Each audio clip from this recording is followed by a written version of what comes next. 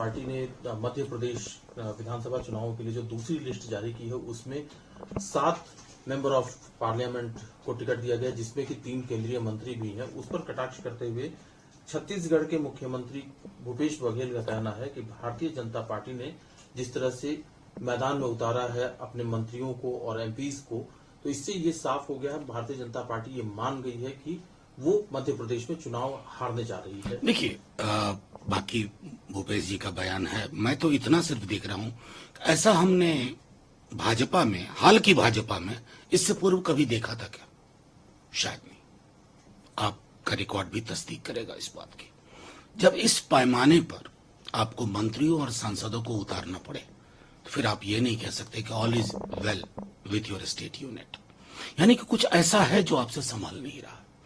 और जब चीजें बिखरने लगती है ना, तो इस तरह की कोई भी कवायद कर लीजिए, वो संभलती नहीं है, वो स्नोबॉल इफेक्ट होता जाता है, और वो मैं देख रहा हूं मध्य प्रदेश में। लेकिन सर, जो 3 राज्यों में चुनाव होने हैं, जनता पार्टी लगातार दावा कर रही है कि हम तीनों स्टेट जीतने जा रहे हैं।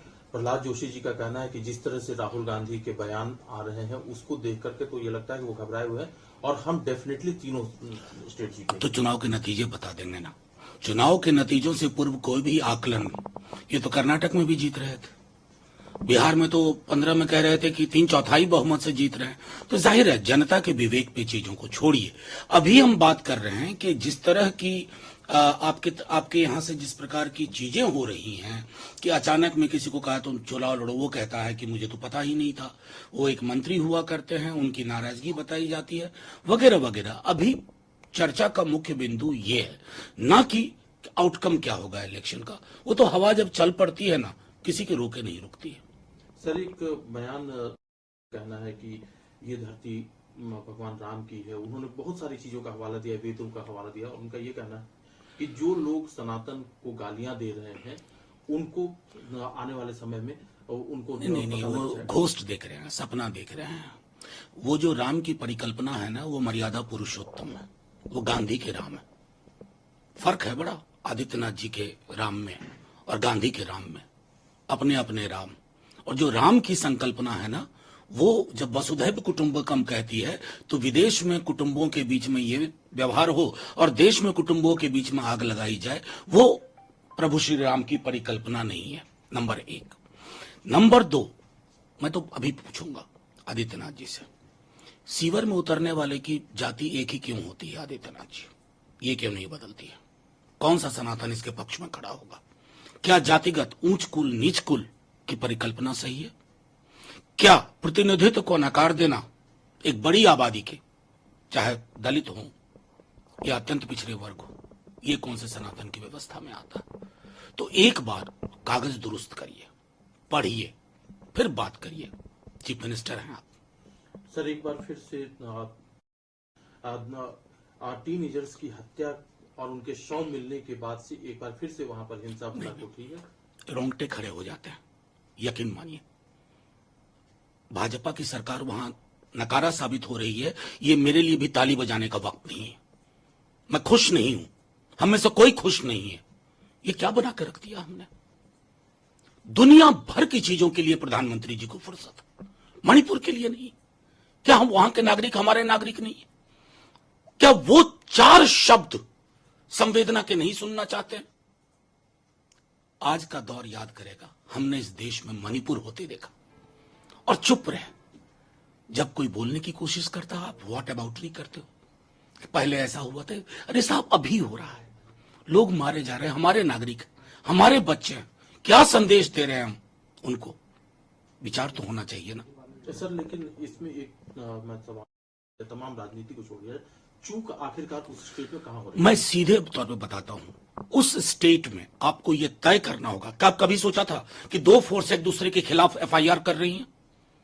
जिस व्यक्ति को आपने बिठा रखा है, आपकी जो भी मजबूरियां हो, वो व्यक्ति समस्या को विकराल बनाता जा रहा है। और प्रधानमंत्री जी की चुप्पी, लगातार चुप्पी, उस भयावहता को और बड़ा आयाम दे रही है। इससे ज्यादा क्या कहूं? सर, लेकिन इसका दुरुपयोग हो रहा है।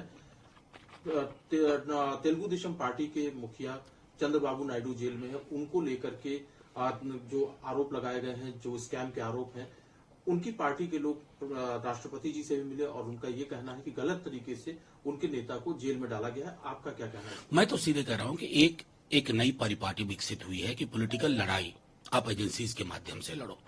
पहले केंद्र करती थी और कर रही है, अब कुछ राज्यों ने भी ये सीख लिया है, तो जाहिर तौर पर आपको इसके नतीजे, इसका दुष्परिणाम बहुत बुरा होगा।